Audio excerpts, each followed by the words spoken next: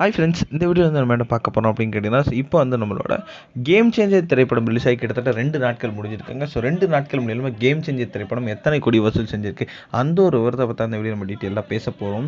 So கடந்த ஆண்டு நம்மளோட இயக்குனர் சங்கரோட ஒரு தயாரிப்பில் இந்த ஒரு இந்தியன் 2 திரைப்படம் வந்து ரிலீஸ் ஆச்சு.